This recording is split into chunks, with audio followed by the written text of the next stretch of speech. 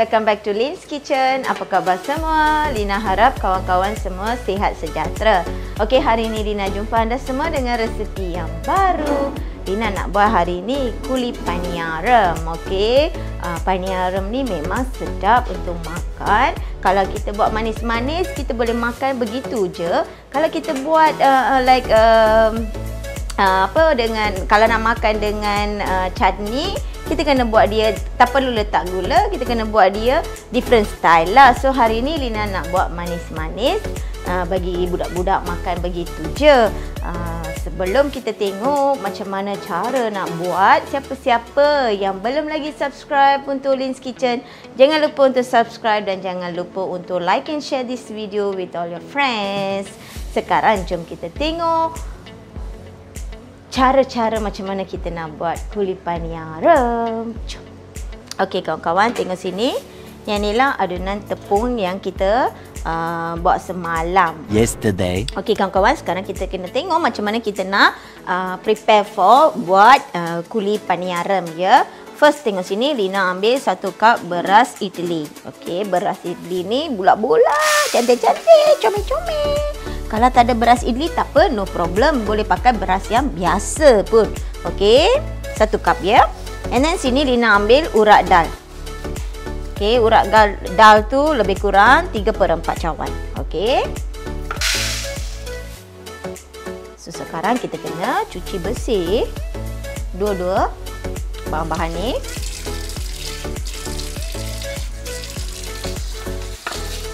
Ini kita kena rendamkan dia lebih kurang 4 jam ya.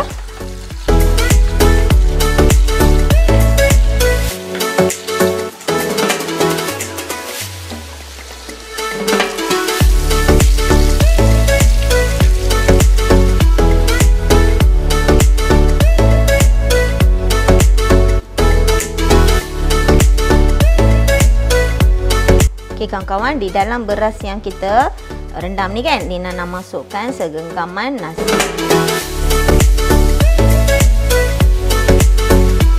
Okey, kita kena rendam dia. Dia punya method sama macam kita buat untuk tosai dengan idli tau. And then kita masukkan halba 1 teaspoon, cukup. So sekarang yang ni kita kena biarkan dia rendam selama 4 jam. Okey, then petang kita kena kisar dia. So nanti Lina tunjukkan macam mana kita nak kisar dia ya. Stay tune. 5 hours later. Okey kawan-kawan, sekarang kita nak kisar untuk kuli paniaram ya. Kita masukkan urat dal, kita masukkan beras, nasi dan halba campuran. Kita kena kisar pekat ya, macam kita nak kisar untuk idli. So masukkan sedikit air.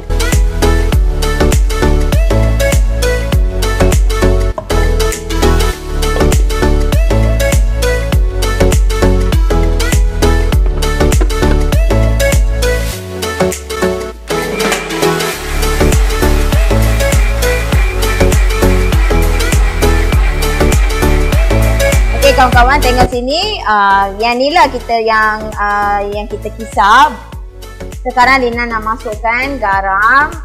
Garam tu janganlah taruh macam ni lah. Garam. Okey, dan kita kena gaulkan.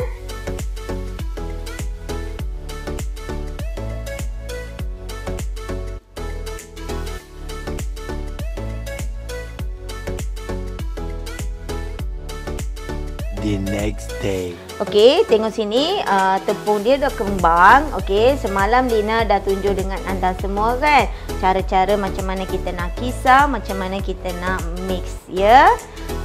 Dia memang dah ready hari ni.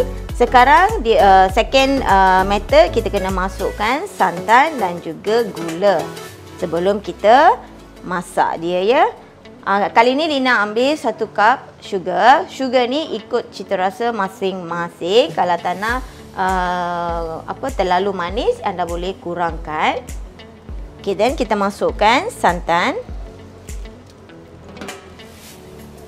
Santan ni santan yang RM2 ya. Kita gaulkan.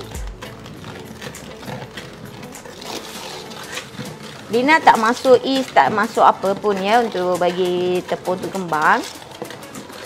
Kalau siapa-siapa rasa selalu anda buat untuk idli toasted tu, kalau tepung tak kembang, anda boleh masukkan yeast, sedikit yeast ya. Tapi yang Lina buat tu dah okey dah. And then adunan ini dia tak boleh terlalu cair ya kawan-kawan. Let's say y'all bila dah grinding rasa dia sudah terlalu cair, then next day y'all bila nak mix dengan santan dan gula kan, masa tu tambahlah sedikit tepung beras. Tengok. Jadi. Lepas dah masuk gula, rasakan kan.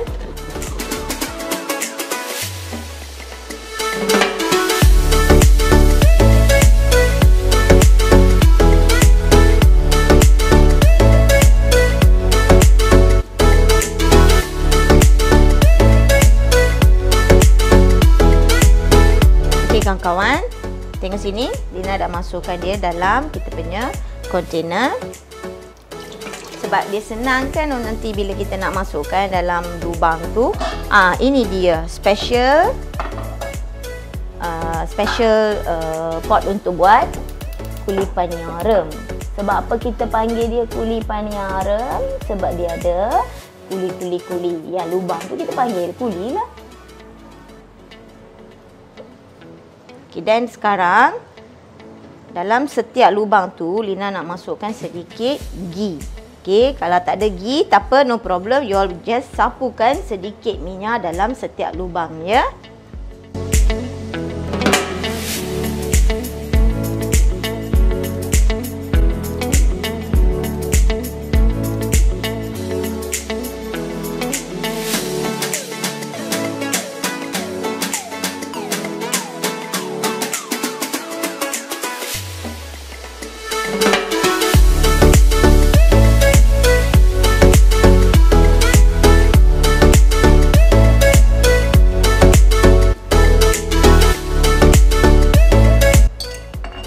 Sekarang kita boleh masukkan bila kuali ni pun dah panas, kita masukkan adunan tepungnya.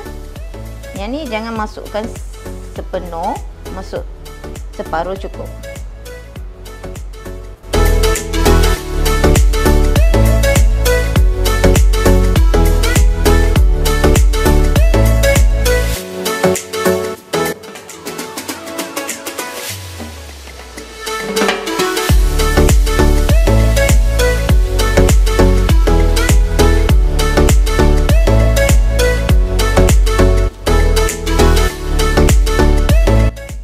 Okey, yang resepi ni saya ikut resepi saya punya nenek. Okey, nenek saya dia duduk dekat Alma. One day I tengok dia hantar gambar buat kuih ni kan. So I tanya kenapa hantar kuih ni. Dia cakap one day you buatlah resepi ni, kuih ni dalam you punya YouTube channel. Then dia hantar saya dia punya ingredient semua kan. So Lina pun buat, memang senang. And then yang ni first time pun kita nak try. Hopefully dia punya outcome tu cantik dan sedap. Nanti kita tunjukkan.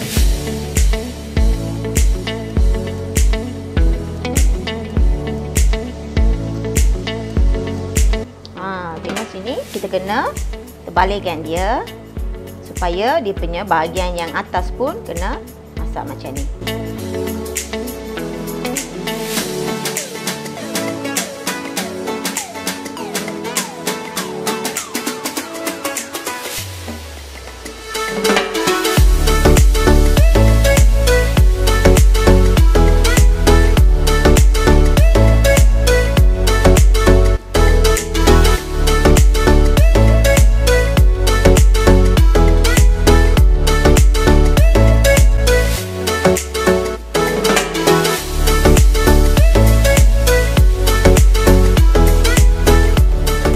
Kawan-kawan, tengok sini kita punya kuli paniaram ni dah ready untuk dihidang. Memang senang kan? So bila kita nak, lepas kita letak dia punya adunan tepung dalam dia punya kuali tu kan, jaga-jaga ya, jangan terlalu tinggikan api, nanti dia cepat hangus.